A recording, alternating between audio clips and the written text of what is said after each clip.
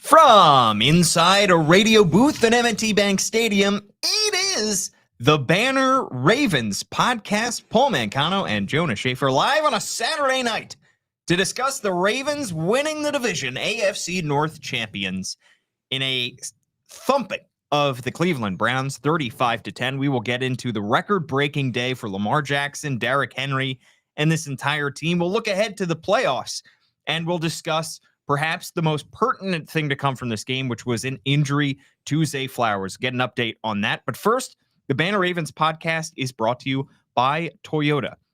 Toyota has been building a legacy of excellence for years, from developing hybrid technology to upping the standards of safety and efficiency. Toyota is always innovating, always making progress. And with a superior lineup of in-stock SUVs, including the adventure-ready RAV4 and capable, affordable Corolla Cross, you can experience the legacy of Toyota for yourself. Visit buyatoyota.com, the official website for deals, to find out more. Toyota. Don't miss the 2025 CIAA Men's and Women's Basketball Tournament in Baltimore, February 25th to March 1st at CFG Bank Arena. Watch HBCU teams battle to be crowned champion. Check out the free fan fest and performances at the Baltimore Convention Center. Enjoy downtown's top restaurants and stay in one of our amazing hotels. The CIAA Men's and Women's Basketball Tournament. You want to be here.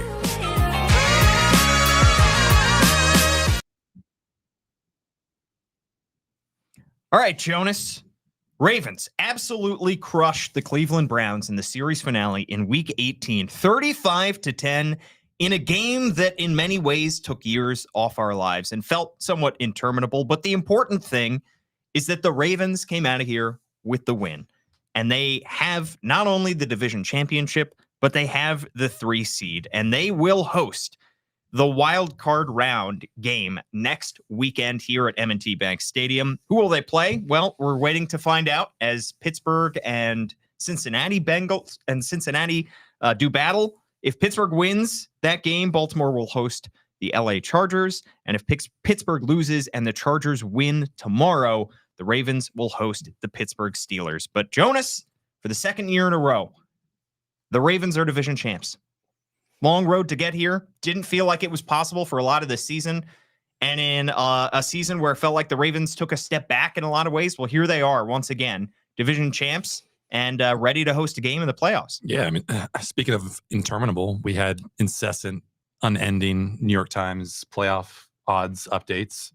And I think after that loss to the Eagles, I guess it would have been, I think they're probably down around 15-20% to win the AFC North. And they came into this game knowing that all they had to do was take care of business. And, you know, it took a while for them to take care of business. It wasn't the most business-like effort that they have produced all season. It felt a little bit like the Ravens game against the Texans in the wild card round or the divisional round last year. Sure. Where it was the defense keeping them in it. It was special teams doing what it had to. And the offense eventually found its groove against a better than expected defensive effort. But all that matters is kind of survive and advance. You know, they've got the 3 seed, they've got the home playoff game. Dafe Owe was telling us post game, you know, you would much rather play a home game over anywhere else. You know, you could argue if you are, you know, a little bit more cold and calculated, that playing the Texans wherever is a better matchup than playing either the Steelers or the Chargers. But again, the Ravens have beaten all 3 of those teams. They've beaten all 3 of them handily. They obviously lost to Pittsburgh, but I think it's probably a different Steelers side that would be coming to Baltimore. Definitely. If that is indeed the case next weekend. So you hope that Zay is all right. You hope that Patrick McCary and Justice Hill get over the illness that they're dealing with, because I think both those guys had those absences felt in a lot of respects today. And you just, you know, move on from what was a rough offensive showing, I think, for the most part, against this very dilapidated, depleted Browns unit, and just hope that, you know, you are more in gear next week. And again, this is a team that put up 35 points despite having like a B-, C+ offensive effort today. Yeah, I mean, the Ravens finished the season not having lost since the bye week. They have that super late bye, week 14. They go into the bye feeling bad after losing to the Eagles 24-19, and then they rip off 4 straight wins, 3 of those coming in an 11-day span, and they score at least 31 points in each and every one of those games. And in a similar way to last year, where they went into the playoffs at their best, where they are rolling into the postseason. Really, they lost that final game of the season to the Steelers in a game that did not matter, and Josh Johnson started that game. Other than that, they were on a tremendous hot streak to close the season. They had the bye, and the whole question was, well, are they going to be rusty when they come out of the bye? This team gets to go right back at it and host a playoff game right back at M&T Bank Stadium. But that makes it more difficult to get Zay Flowers on the field because he went down in the first half of this game, and John Harbaugh did not offer much of an update, but we did just get an update from Ian Rappaport, who tweeted that Zay Flowers is believed to have suffered a knee sprain pending the MRI, and it's not considered a major injury, though there is a real chance he misses next week. If Baltimore takes care of business, he could be back, which would be a major blow if they are without Zay Flowers in the divisional or in the wild card round. And it feels a lot like last year where there were questions about one of the Ravens' top targets in Mark Andrews going into the playoffs, and now in the status of his health, now there are questions about Zay Flowers going into the postseason. Yeah, I mean, they really, obviously, they didn't have Mark Andrews at any point during that playoff run until the final game against the Chiefs, and he was clearly not 100%, and they really could have used him as a man coverage beater, someone who could win with the kind of physicality that Kansas brought to the game, and that the Ravens could not match because Zay Flowers is, a little bit short of stature. Rashad Bateman is obviously a little bit skinny. Isaiah Likely is more of a shifty kind of guy. You need someone to be able to bump and run with that kind of press man coverage. And we don't know who's it going to be next week, but Pittsburgh plays with a certain physicality at the line of scrimmage. Certainly if Joey Porter is there, then you have the trickle down effect of him being able to match Rashad Bateman and potentially shut him down. And then where does that kind of leave you with your wide receiver options if Zay is not good to go? And then if it's LA coming to Baltimore, not as highly pedigreed defensive backfield, but they definitely have the guys who know how to take care of their zone drops and how to handle the responsibilities. And, you've got Derwin James as a potential game changer there. They lost Elijah Molden, who's a very nice safety for them, but just another very, smart, calculated group of guys who know how to execute that Jesse Minter game plan. So I think it would be hugely significant if Zay is not able to go. But then again, you look at the Ravens receiving leaders throughout the season. It hasn't just been Zay game after game. You've had games where Justice Hill has been the leading receiver. You've had games where Mark Andrews has been leading the receiver. You've had games where Rashad Bateman has been the leading receiver.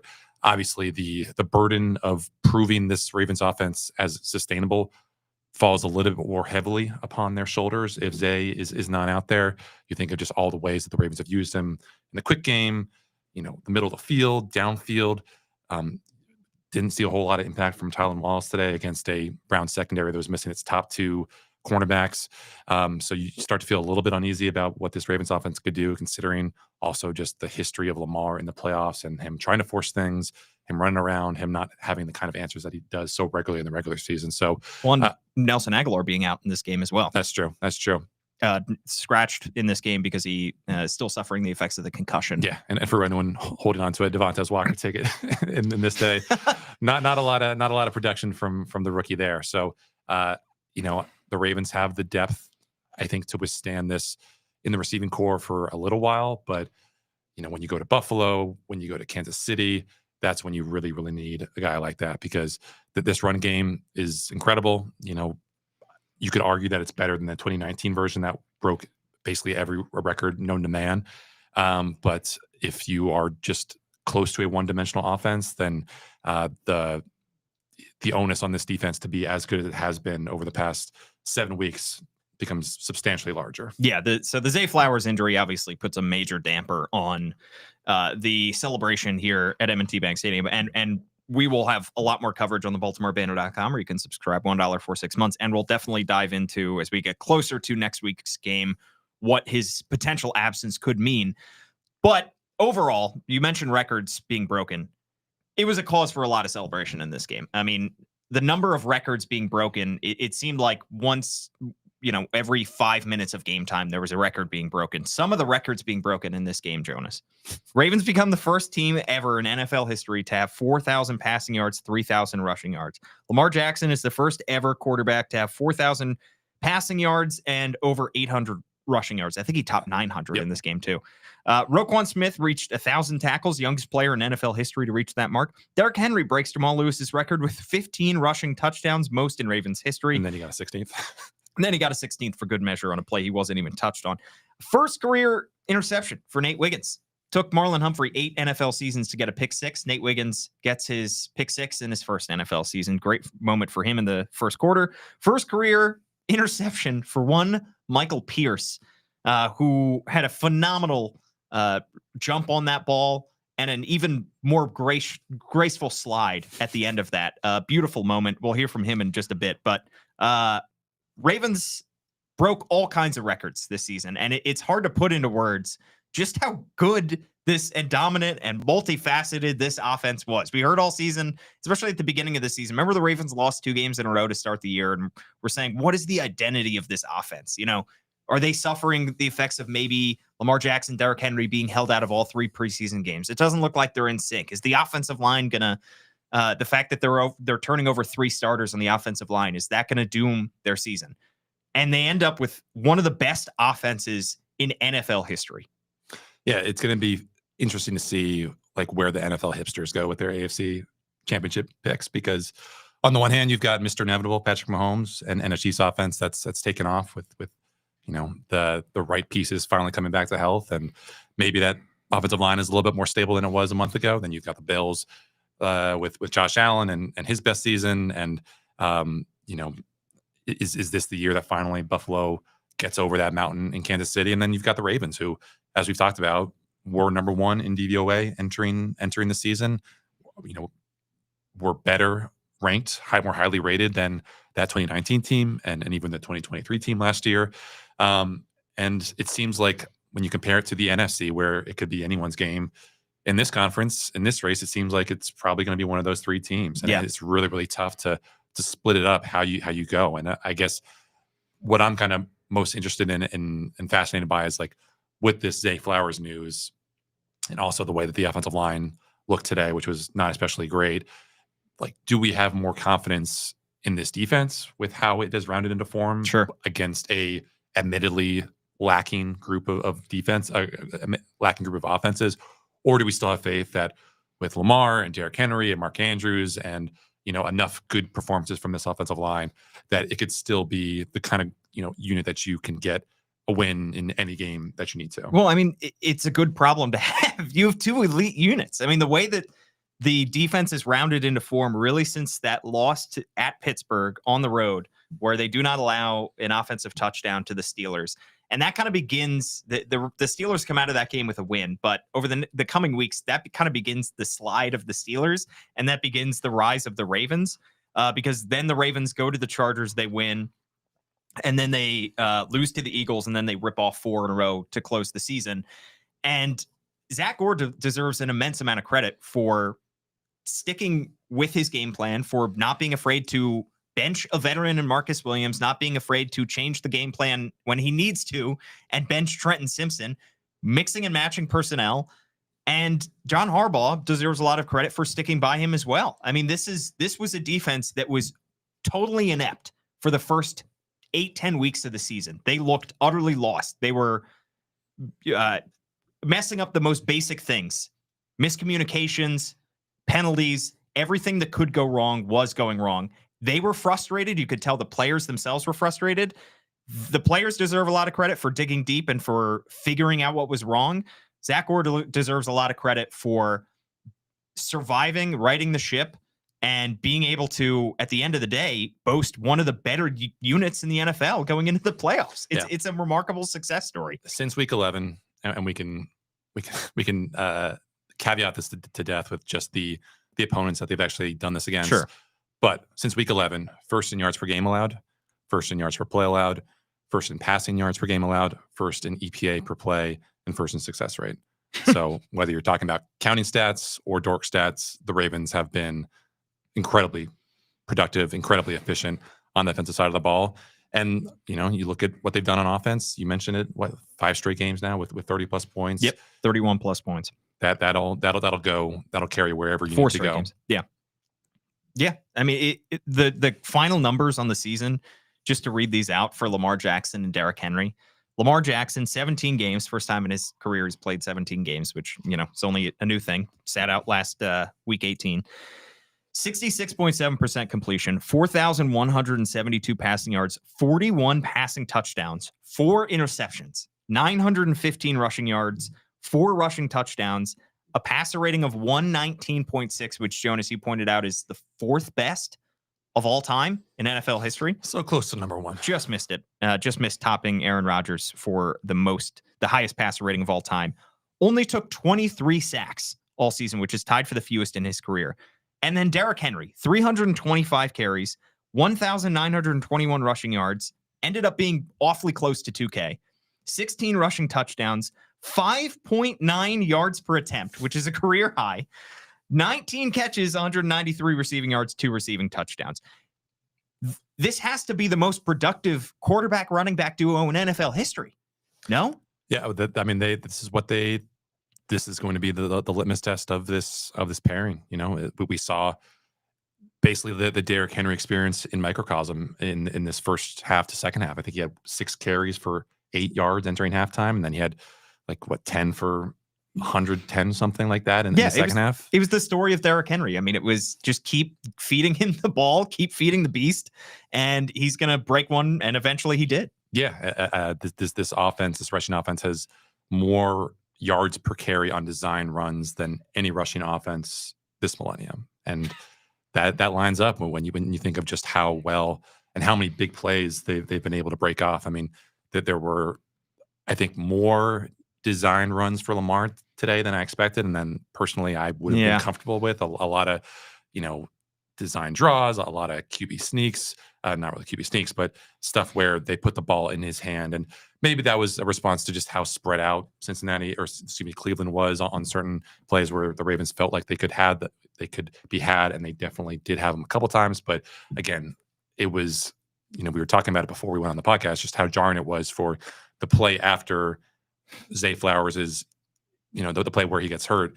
It's a QB run up the middle where in the red zone, condensed space, you're not going to have a lot of leeway for Lamar to find a running path. And that was, to me, a little bit irresponsible or a little bit ignorant of just where this team is in the larger picture.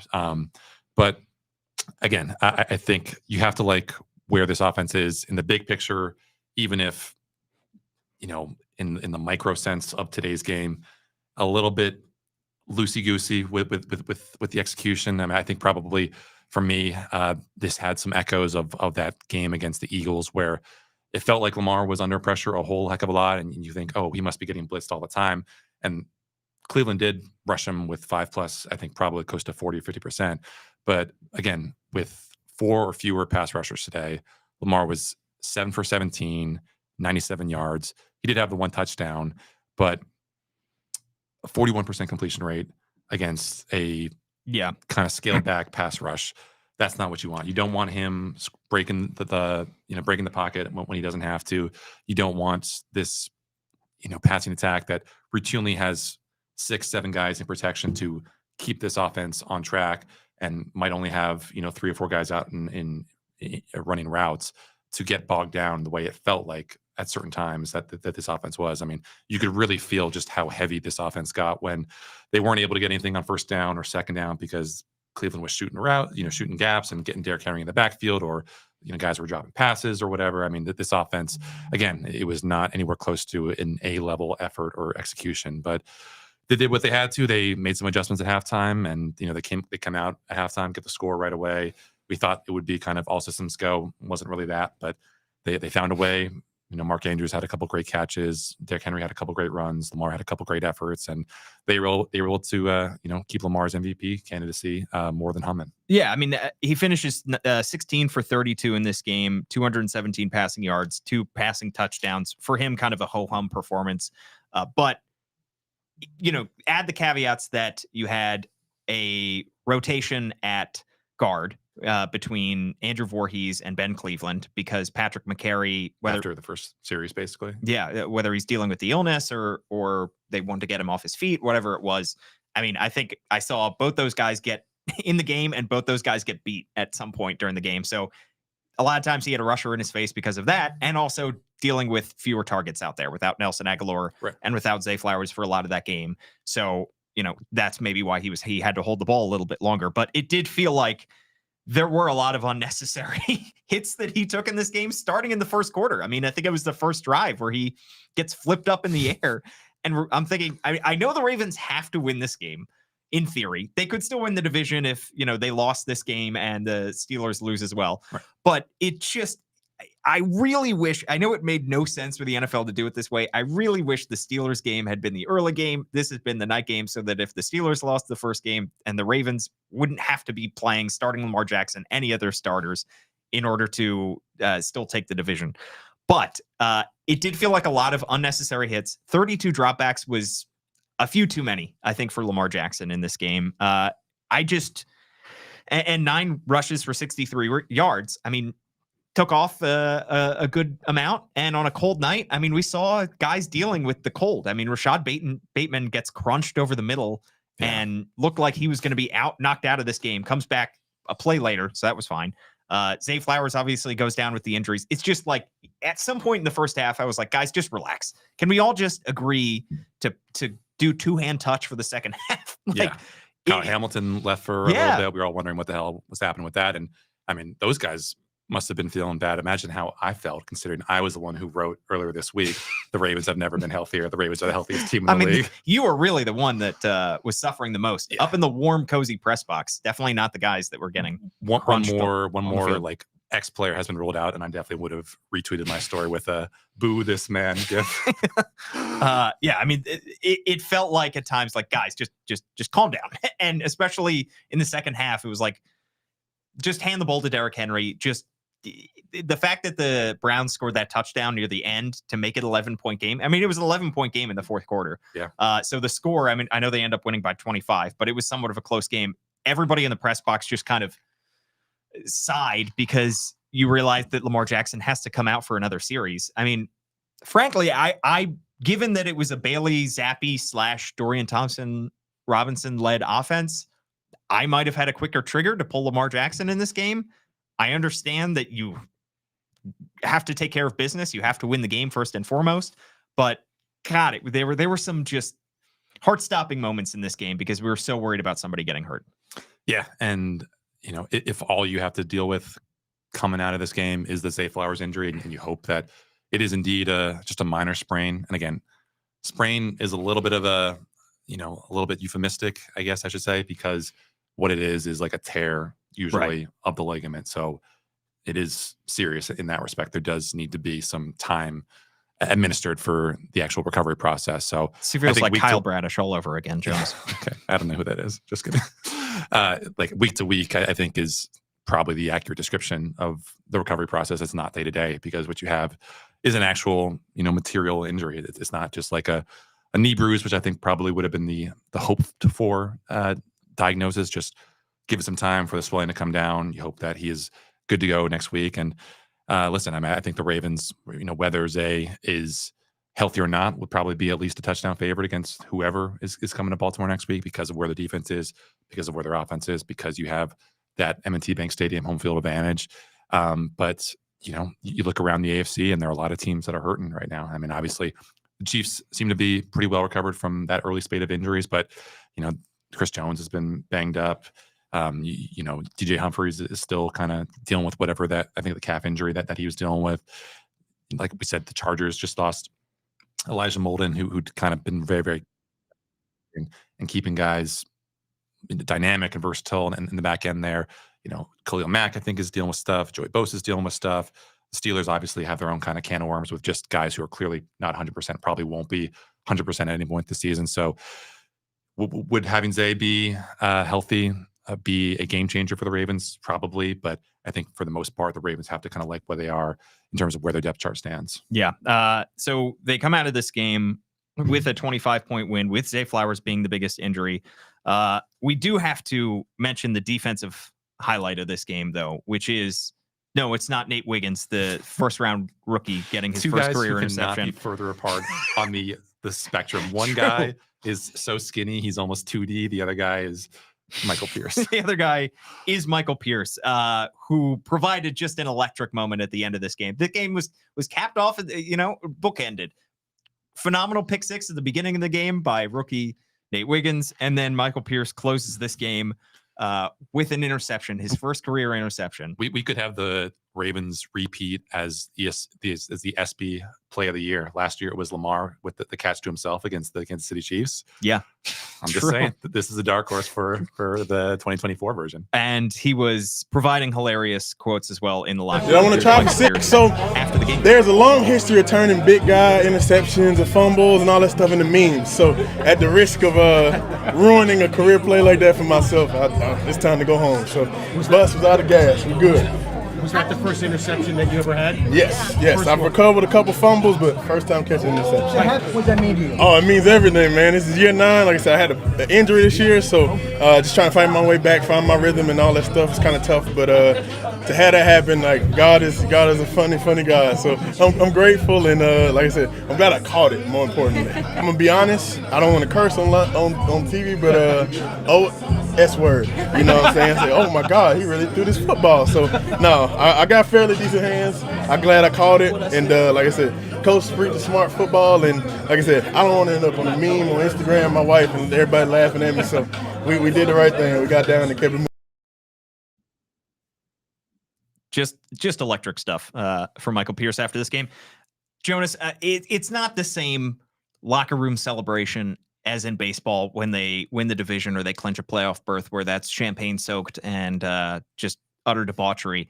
But they were having a good time in the post-game locker room. Some cigar smoke. Some cigar smoke. Derrick Henry was really enjoying it, smoking the cigar, getting pictures with just about everybody. They had the commemorative hats, the T-shirts, the newspapers. It was they were enjoying it, and they should have been. I mean, I think one of the best scenes in the locker room afterwards was seeing Zach Orr taking a picture with a lot of his defensive staff and truly soaking in the moment. I mean, it's his first year as an NFL coordinator. He's 31, 32 years old. And for the first 10 weeks of the season, a lot of this fan base wanted him gone. He was under tremendous pressure, and he was at the helm of one of the worst units in the NFL, as we said. And for him to turn it around, I think it was well-deserved celebration for a lot of guys in the locker room. And I think Zach Orr is definitely on that list. Yeah. And it's weird that this team is going to be coming back here to Baltimore for a wild card round game, because we just feel like this team is playing so well, but there's only one team gets the first round bye, and that's the Chiefs. I mean, obviously the Bills, not long ago were hopeful that they were positioning themselves for that first round bye. The Steelers, after they beat the Ravens, were like, hey, if we run the table here, then we can get that first round bye because we're going to play the Chiefs. But it's a tough road to hoe.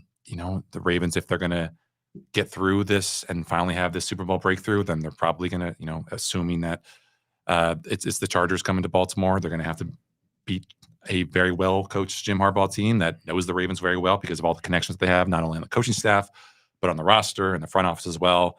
Then it's probably going to be the Bills in Highmark, which again, I'm a little bit wary of just how this offense might look in the cold. I think Lamar has not played especially well or that often. So small sample size apply there. When it's been, below freezing, you expect that Buffalo in mid to late December will be nowhere close to, 40 or 50 degrees. And then, assuming that the bracket kind of falls the way that we think it will for the Chiefs, you've got another frigid cold game against Kansas City and Patrick Mahomes and Andy Reid and Steve Spagnuolo and just all the demons that will be resuscitated if that matchup, indeed comes to light. But today, I just want to talk about Michael Pierce and just what he did. I mean, you talk about the connections to Zach Orr. Michael Pierce is just a couple months younger than Zach Orr, both 32-year-olds. Obviously played together in Baltimore for a little bit when Zio was still healthy enough to play. It's just a very, very cool evolution and development for this defense and for Zach Orr and for all the guys who are, helping bring this unit back to respectability. Fun fact for Michael Pierce, according to True Media, he is the heaviest guy this millennium to record an interception. Really? Do you remember Terrence Knighton of the New England Patriots? Yeah. Do you remember what his nickname was? No. Pot roast. Oh, yeah. So, he was listed as 354 pounds. Mike Pierce is listed at 355 pounds. So technically, he has him beat by 1 pound. One thing for Terrence Knighton, to his credit, 2 career picks. Michael Pierce just the one, but still a ridiculous accomplishment for Mike. And it's a nice for me kind of connection to what we think of like this innovative Ravens defense and the way it uses guys in unexpected ways to throw off quarterbacks. You think back to when Calais Campbell, first came to Baltimore. I think maybe in his entire career, he'd maybe dropped into coverage like 8 to 10 times. And then it's, the COVID season and it's the Ravens against the Browns in Baltimore. And Wink Martindale has him dropping into coverage like 6 times. And on one of those first drops, he gets his hands on a pass and breaks it up. And it's just like, this is the kind of stuff that has, always had the Ravens on the bleeding edge of innovative football, whether it's offense, defense, special teams, whatever. And that the Ravens have no qualms whatsoever about putting Mike Pierce, who probably runs a 6-second 40, having him be the guy to be the zone dropper in that shallow zone is just a really, really cool, I think, indication of where they, how much they trust these guys, no matter who it is, to be the one to do that. Yeah. And the other defensive star, Nate Wiggins, I think, deserves a lot of credit for the year that he put together. I mean, just looking back on the season that he played, we were drawing a lot of comparisons when he was drafted to Marlon Humphrey, another first-round cornerback, and saying, well, how much are the Ravens really going to throw at Nate Wiggins in his first year? They seem to be pretty deep at cornerback. They lost a lot of that depth as the season went along. They ended up relying on one of the youngest rookies in the NFL a lot, and somebody who a lot of draft nicks, a lot of people who were from the outside had concerns about his size, had concerns about his NFL readiness. He ended up playing this season 67% of defensive snaps. He played in 14 games. He ended up playing a higher percentage of defensive snaps 14 games, 67%, than Marlon Humphrey did in his rookie season. And he was asked to do a lot. A lot of times he was matched up against the opponent's number 1 wide receiver. And it's great for him to get kind of a cornerstone moment in this game to cap off what was, truly a phenomenal rookie year. Finishes, PFF had him as coming into this game as the 27th ranked cornerback in football. He got better as the season went along. He answered a lot of the questions that we had about him coming into this season. And Roger Rosengarten, another rookie who a lot was placed upon, and he did very well. But Nate Wiggins is right now the star of the draft class, and that's how it should be when he's the first round pick. Yeah, I guess all of that is somewhat countenanced by just the Brandon Stevens experience, which I thought he had a good first half, and then there's the one drive from hell where he's just targeted over and over again and not doing a lot for his PR efforts when it's Bailey Zappi throwing your way and just kind of hunting you out. Again, there's talent on this wide receiver core, but it was not an especially talented receiver who beat him for that touchdown. So, I think we talked in the past about how the Ravens are fortunate in that the AFC is not exactly teaming with, especially if the Bengals don't make the field, dominant alpha number 1 wide receivers. There's not great depth at that wide receiver position where, you're expecting 3 receiver sets, 4 receiver sets, where you're really having Brandon Stevens squeezed and stressed and targeted because, if like the Chargers, they're probably going to, if it is them coming to Baltimore, it's going to be a lot of 2 tight end sets. It's going to be sets with fullbacks on the field. And if all you need is Marlon Humphrey, Nate Wiggins, Ardarius Washington, Kyle Hamilton, you're feeling pretty good. Mm-hmm. And I think the Ravens would feel pretty good. But Brandon Stevens, again, continues to kind of lose some of the variance game where just the more he's targeted, it seems like those 50-50 balls turn into 70-30 balls against him. And that's just something that he's worked through all season. We've seen a little bit of development, but then, you have experiences like today where just stuff doesn't go his way. But to your point about just kind of where this secondary is in general, I think PFF has this new like advanced coverage grade, which kind of uses machine learning to basically determine how well defensive backs are limiting separation. And the Ravens have really shown up well. I mean, Marlon Humphrey was the 4th best cornerback. I think Brandon Stevens and Nate Wiggins were pretty close to one another, about 40, low 40s, high 50s. So that's kind of like, solid cornerback 2 range. Mm-hmm. But then you look at the safeties. Kyle Hamilton, number 1 safety. Ardarius Washington, number 4 safety. So not a lot of weak links based on this PFF metric in the secondary. And I think that's good because, again, I like this pass rush. Don't love it. And what you are going to need when you don't have Patrick Queen blitzing, when you don't have Jadeveon Clowney coming off the corner, is guys who can hold up in coverage and make plays on the ball. And I think aside from that one touchdown drive in the fourth quarter, the Ravens, for the most part, did a good job of that. Yeah, not to belabor the point on Brandon Stevens, but that was a very frustrating touchdown drive by the Browns where they consistently targeted Brandon Stevens over and over and over again in the fourth quarter there. They went at him like it felt like 8 times in a row. It started where he got flagged for the pass interference on Jerry Jeudy, where he got there early after kind of having good coverage, whiffs on a tackle on Jerry Jeudy. He saved the touchdown by pulling the ball out of Jamari Thrash's hands right down by the goal line, which initially was called a touchdown. They called it back. Gets targeted on the next play, allows a completion to Elijah Moore. Gets targeted 2 plays later, incompletion, and finally gets targeted again on touchdown to Jordan Akins. I have a hard time believing that another team in the NFL, another playoff team, is going to see that and not think, let's try that. So this could come up again. As great as Nate Wiggins has been, the struggles of Brandon Stevens was definitely a storyline all season long. And unfortunately for the secondary, it can often be a case of you're only as strong as your weakest link. And if Brandon Stevens ends up getting matched up against another team's wide receiver 1 in the playoffs, we'll see how it goes. Yeah, I guess I would say that, again, it's Bengals 13, Steelers 7 right now at halftime, so it's looking like it might be Pittsburgh coming to Baltimore. Whether it's the Steelers or the Chargers, I think it's the same kind of approach to that receiving core, where it is one really good receiver. LA, it's Lab McConkey. Steelers, it's George Pickens, assuming he's healthy. And then it's a lot of meh. I mean, Quentin Johnston has nice potential athletically for the Chargers, but has problems with drops, has problems with routes. With Pittsburgh, it's who's the shorter wide receiver that they have. I know who you're talking about. I just think that the Ravens should feel good about how they match up, even if you don't really necessarily trust Brandon Stevens. Calvin Austin, thank you. Yeah. Even if you don't necessarily trust Brandon Stevens to hold up in coverage. Yeah. Another shout out I think we should give, though, now that the regular season is complete, should go to Mark Andrews, because another guy who suffered a lot of criticism in the first few weeks of the season. Probably a lot of it was undeserved because he was simply not getting the ball at the right times, and he was doing his part. It just was a matter of luck. Finishes the season playing all 17 games after suffering that major injury last season, working to get back into the playoffs for the playoff game. He was fully healthy coming into the season.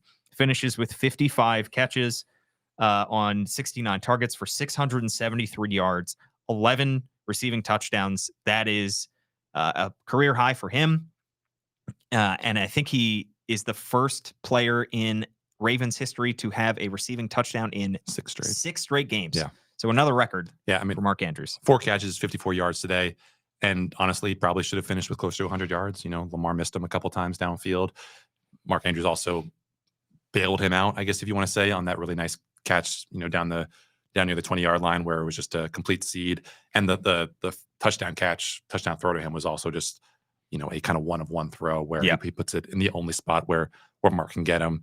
But I guess I am of the idea that if you are scoring that many touchdowns, you should have better ideas for your touchdown celebrations. I know that he is very much a no-nonsense kind of guy, but when Hollywood Brown was here and they had that Oklahoma connection, they would play rock, paper, scissors after they scored, after one of them scored. But with him, it's just I'm here, I did my job. He's been here. Act like you've been there before. That's the classic dad phrase. Score, show some joy. That was my problem with the Ravens teams in the past, where there just wasn't really a lot of joy. And I think the Ravens kind of lose that if Zay's not on the field. Like, Lamar is always going to be, I think, kind of, mercurial in how he's feeling based on if things are going good, he's going to be juiced up. If things are going bad, he's going to show his frustrations a little bit. Zay is also, I think, guilty of that, being a little bit demonstrative on the sideline, but he's just a perpetually smiling and happy guy. And I think the emotional element that he brings to this offense can't be overstated and could be an important consideration as we look ahead. Sure. Let's look ahead briefly. I know we'll have complete coverage as we get closer and closer to their first playoff game, and then if they go onwards, we'll have a lot to talk about there. But you talk about having to, if things go as we expect them, and the Ravens win their divisional round, you talk about having to slay a lot of demons of your past. I mean, you talk about the Chiefs being the 1 seed, The Bills being the 2 seed, those two teams are locked in there. You talk about having to go on the road to Buffalo and to Kansas City potentially in order to reach the Super Bowl, having to win 4 playoff games in a row in order to win the Super Bowl. I mean, there is it's awesome that they get the home playoff game to start, but you really can't script a more difficult path for the Ravens, especially considering the historical baggage that they will be carrying going up against the Chiefs, potentially the team that knocked them out last year, the Bills who knocked them out 4 years ago. It's just a lot. And it sets up either for tremendous heartbreak or just one of the utter joy, outstanding playoff run. Yeah, again, this is just like we talked about on Friday about how the Ravens having as many Pro Bowl selections as they do could be more of a curse than a blessing. And again, people like me who enjoy having kind of qualitative stats like DVOA will be using that to evaluate just this Lamar, John Harbaugh era. 2019, easily the number one team in football. They don't win a single game in the playoffs. Yeah. Last year, again, easily the number one team in football. They win one game in the playoffs and just kind of piss down their leg in the AFC Championship game.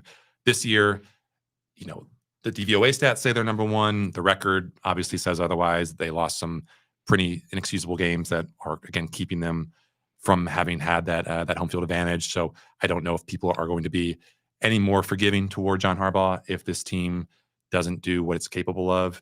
Again, you can also I think, take some of this thing out of how this season ends if it is ultimately a disappointment by saying that so many guys on this team are set to come back next year. Very, very important pieces are set to come back next year. But again, just because this team was healthy and successful and chemistry bonded together great is no guarantee that next year is going to be anything like it. You need to just look at what happened to San Francisco this year. And our colleague Kyle Goon is just writing a column about how successes like this should not be taken for granted. Just because the Ravens, were good enough to win the Super Bowl last year does not mean that they were guaranteed a playoff ticket. Does not mean that they were guaranteed an AFC North title.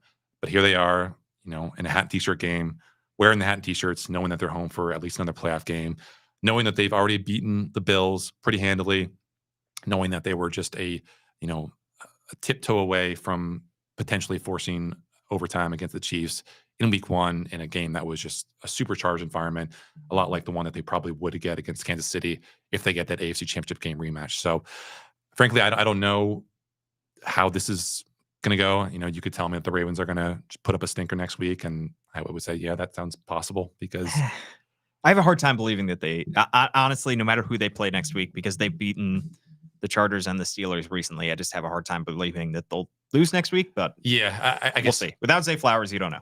And you don't want to overstate. You don't want to make too much of any one result, especially from a team that has no bearing on what this team did. But you think back to 2018, because of the fact that it will be a rematch in one respect or another.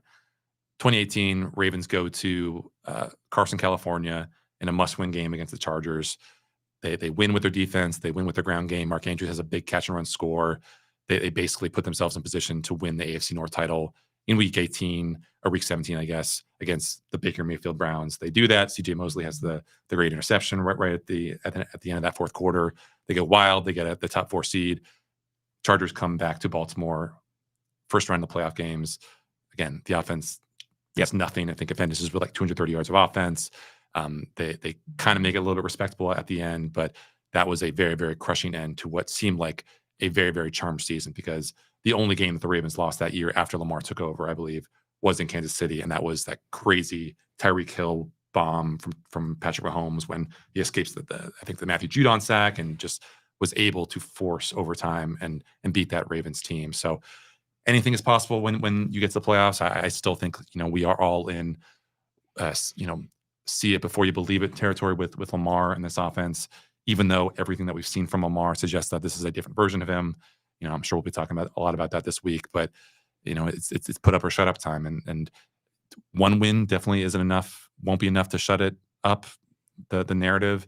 2 wins probably won't be enough. I mean, it's going to really be, can this team get to a point where they're at the Super Bowl? And if they don't, we're going to be having the exact same conversation next year. Yeah, and we had this exact same conversation a year ago where we were saying opportunities like this, it feels like it's every year. I think of what did Todd Monken say when he was on Hard Knocks?